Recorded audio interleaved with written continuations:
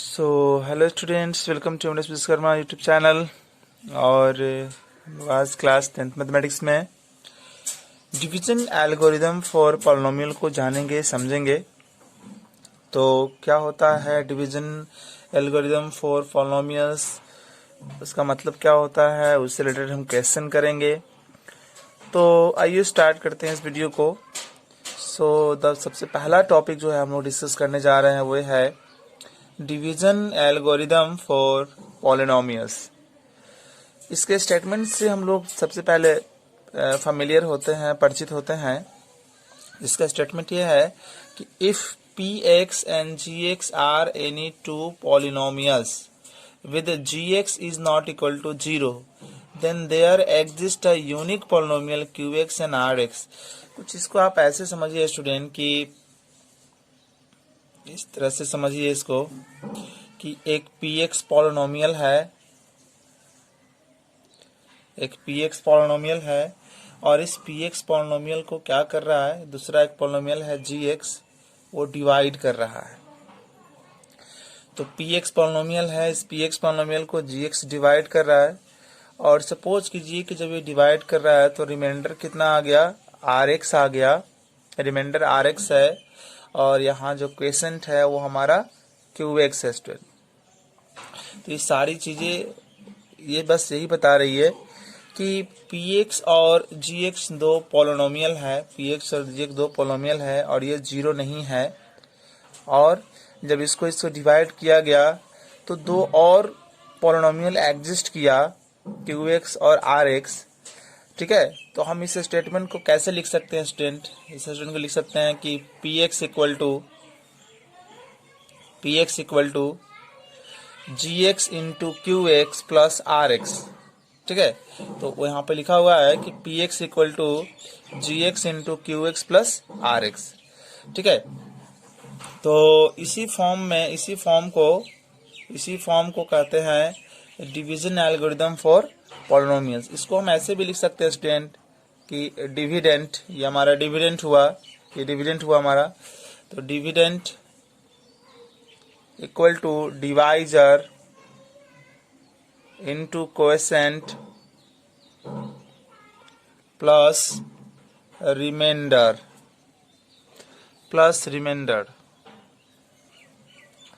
px क्या हुआ, px है डिविडेंट, ये डिवाइजर, ये क्वेसेंट और ये रिमाइंडर। तो इसी चीज को इस तरह से लिख दिया गया। तो इसी को कहेंगे डिवीजन एल्गोरिदम फॉर पॉलिनोमियल्स।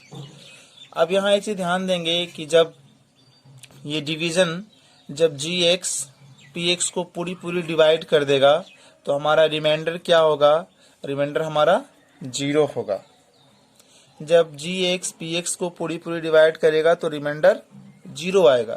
लेकिन जब gx px को पूरी डिवाइड नहीं करेगा तो वैसे केस में जो ये जो आएगा ना, यहाँ पर इसकी डिग्री जो आएगी, इसकी डिग्री यानी कि rx की डिग्री जो होगी वो लेस होगी किससे, gx से। तो दो सिचुएशन यहाँ पर अराइज होती है। पहली ये कि अगर gx px को कम्प्लीटली डिवाइड कर देती है, मतलब कम्प्लीटली डिवाइड करने का मतलब ये है कि gx px का फैक्टर है, gx px का फैक्टर है। तो अगर gx px को कम्प्लीटली डिवाइड करती है या gx px का फैक्टर है तो उस केस में रिमाइंडर आपका 0 आ जाएगा। और अगर gx px को कम्प्लीटली डिवाइड नहीं करती है या फैक्टर नहीं है तो उस केस में यहाँ जो रिमाइंडर आएगा उसकी जो डिग्री होगी वो यहाँ डिवाइजर जो है, डिवाइजर की डिग्री से कम होगा। अब हम इन सारे चीजों को क्वेश्चन के थ्रू समझते हैं। सो क्वेश्चन ये है कि apply the division algorithm to find the quotient and remainder on dividing px by gx as given below. अब यहाँ पर क्वेश्चन कर रहा है कि डिवीजन एल्गोरिदम का यूज कीजिए, यूज करने के बाद क्वेसेंट और रिमाइंडर पता कीजिए। ठीक है, और ऑन डिवाइडिंग px को डिवाइड किया जा रहा है किससे, gx से डिवाइड किया जा रहा है। तो आइए स्टूडेंट इस प्रॉब्लम को सॉल्व करते हैं। सो px को डिवाइड किया जा रहा है किससे, gx से। तो आप gx डिवाइड कर रहा है, gx is going to divide px। P x को यहाँ लिख दिया गया, जी एक्स को यहाँ लिख दिया गया। अब हम लोग डिवीजन करने जा रहे हैं। डिवीजन कैसे करेंगे, डिवीजन करने का क्या तरीका है? तो डिवीजन करने का तरीका यह है कि आपको इसको डिवाइड करना है और इससे, तो जिसको डिवाइड करना है उसका फर्स्ट टर्म ले लीजिए। तो फर्स्ट टर्म यहाँ पर क्या है, x के पावर 3 है और ये डिवाइड कर रहा है तो इसका भी फर्स्ट टर्म ले लीजिए, ठीक है ना, फर्स्ट स्टेप। और ये इसको कैंसिल कर देगा तो x हो गया, तो यहाँ हम x लिख दिए। सेकेंड स्टेप में क्या करना है कि यहाँ जो आया है x उसको इससे इंटू कर देना है। तो x into x square minus 2, this becomes x Q और दिस इज माइनस 2x।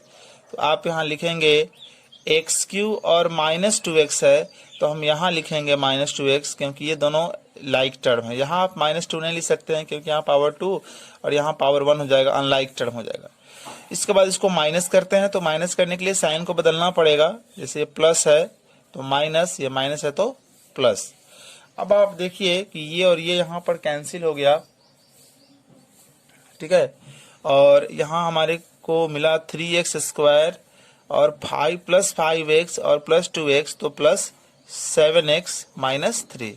अब सेम प्रोसेस हम दोहराएंगे। थर्ड प्रोसेस में क्या होगा कि अभी जो है हम लोगों को इसको डिवाइड करना है इससे, तो फर्स्ट टर्म यहाँ से ले लेते हैं 3x स्क्वायर और ये डिवाइड कर रहा है तो फर्स्ट टर्म यहाँ से ले लेते हैं, तो यहाँ निकल कर आया -3, तो यहाँ हो जाएगा आपका -3। और फोर्थ स्टेप में क्या करेंगे, ये जो -3 आया है यहाँ पे ये, और ये डिवाइजर जो है उसको मल्टीप्लाई करेंगे तो कुछ ऐसा हो जाएगा -3x स्क्वायर और माइनस माइनस प्लस 3 2 जा 6, तो हो जाएगा -3x स्क्वायर और प्लस 6। तो लाइक टर्म के सामने लिखिए यहाँ पर, यहाँ कैंसिल, तो 7x और -9। अब स्टूडेंट डिवीजन की प्रोसेस आगे नहीं बढ़ पाएगी क्योंकि हमारे पास जो रिमाइंडर है उसकी डिग्री 1 आई है और यहाँ जो डिवाइजर है उसकी डिग्री 2 है। जब रिमाइंडर की डिग्री डिवाइजर की डिग्री से कम हो जाती है तो वैसे केस में डिवीजन प्रोसेस आगे नहीं बढ़ पाएगी। तो अब सीधे यहाँ लिखेंगे कि जो हमारा क्वेसेंट है, क्वेसेंट कितना आया, x माइनस 3 आया और रिमाइंडर क्या आया, रिमाइंडर आया 7x माइनस 9।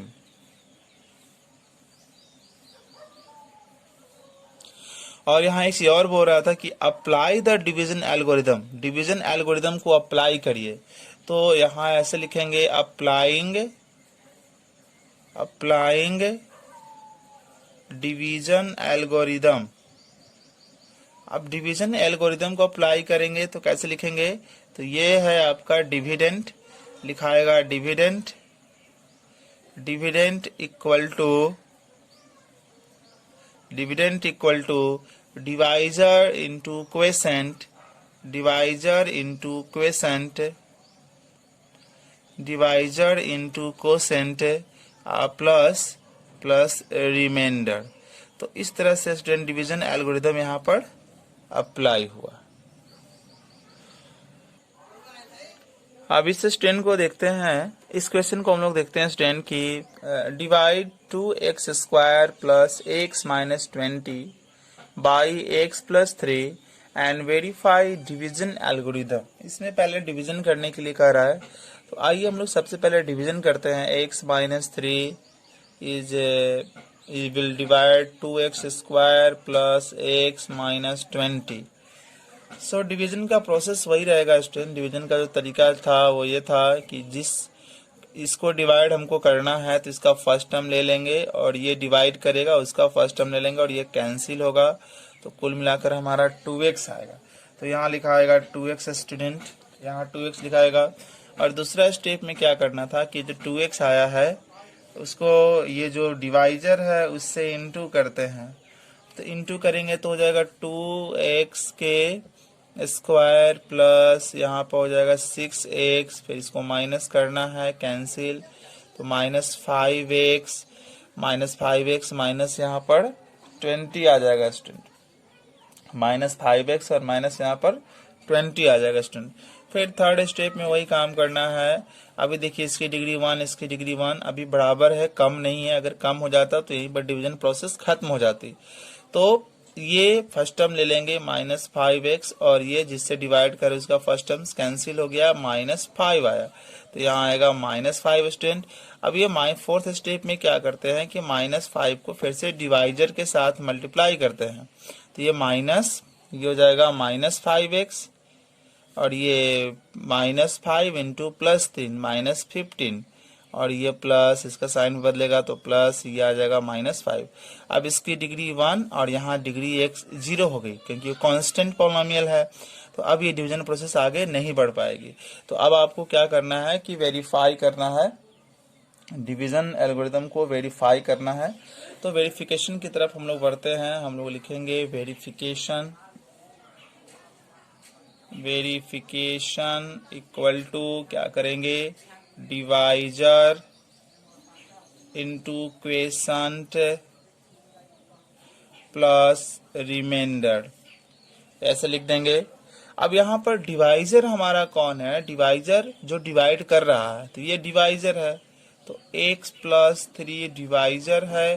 क्वेशंट कौन है, क्वेशंट है 2x - 5 प्लस रिमाइंडर हमारा 5 है।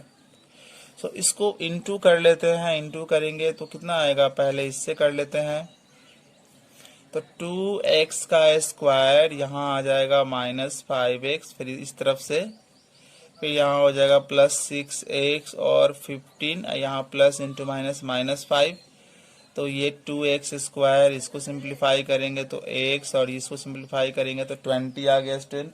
अब आप देखिए जो यहाँ पर हमारा जो वैल्यू आया, क्या वो ये आया कि नहीं आया, ये आया, यानी कि हमारा डिविडेंड आ गया। तो इस तरह से वेरीफाई हो गया डिवीजन एल्गोरिदम। अभी स्टूडेंट हम लोग देखते हैं कि क्वेश्चन है कि check whether x² - x + 1 is a factor of x³ - 3x² + 3x - 2। यानी कि आपको यहाँ पर जांच करनी है, जांच करके बतानी है कि क्या ये इसका फैक्टर है। इसका मतलब ये कि ये इसको डिवाइड करेगा, x² - x + 1 इसको डिवाइड करेगा, और x² - x + 1 जब इसको डिवाइड करेगा और रिमाइंडर आपका 0 आ जाएगा, तो कहेंगे कि ये इसका फैक्टर है। अगर रिमाइंडर 0 नहीं आता है तो ये इसका फैक्टर नहीं है। तो आइए चेक करते हैं कि फैक्टर है कि नहीं। तो इसके लिए हमको डिवाइड करना पड़ेगा और रिमाइंडर को देखना पड़ेगा। तो हमने डिवाइजर और डिविडेंड को लिख लिया है। अब हम लोग डिवाइड करते हैं, और डिवाइड का प्रोसेस में भी आपको अब समझ में आ गया होगा, जिसमें इसमें डिवाइड लगाना है हमको। तो इसका फर्स्ट टर्म ले लेंगे हम लोग, और ये डिवाइड लगा रहा है तो ये इसका फर्स्ट टर्म ले लेंगे, तो हमारा यहाँ पर आ जाएगा x आ जाएगा, तो यहाँ x आ गया। अब सेकेंड स्टेप में क्या करना है स्टूडेंट कि ये जो x आया है, x को ये जो डिवाइजर हमारा है उससे मल्टीप्लाई करना है। तो आप मल्टीप्लाई करके यहाँ लिखो, इसके जस्ट बिलो में x³ और ये हो जाएगा x², और ये हो जाएगा आपका 1x, ये हो जाएगा 1x। अब यहाँ देखिए प्लस ये माइनस प्लस था तो यहाँ माइनस हो जाएगा, और ये माइनस है तो प्लस, ये प्लस है तो माइनस।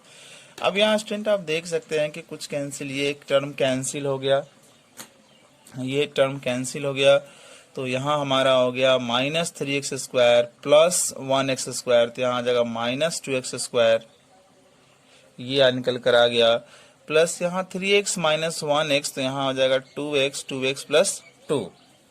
अब हम थर्ड जो केस हमारा है उसको हम लोग देखते हैं। इसका फर्स्ट टर्म जो है 2x², और ये जो फर्स्ट टर्म है वो ले लेंगे, कैंसिल हुआ तो -2 आया, -2।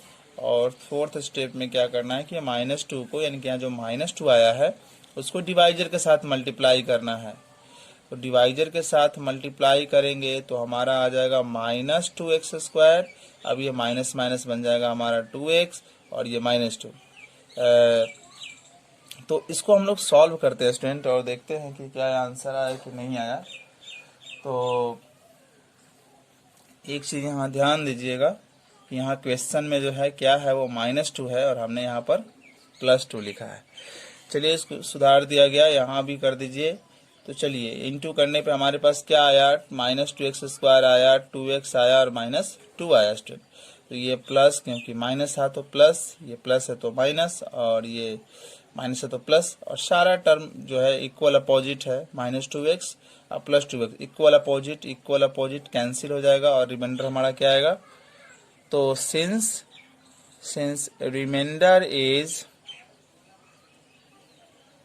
0, so x² minus x plus 1 is a factor of हम लोग यहाँ लिखेंगे x का cube minus 3x² plus 3x minus 2। सो इस तरह से ये प्रॉब्लम बनेगा स्टूडेंट। तो आज की वीडियो में इतना है स्टूडेंट, अगली वीडियो में हम आगे सीखेंगे। Thank you for watching.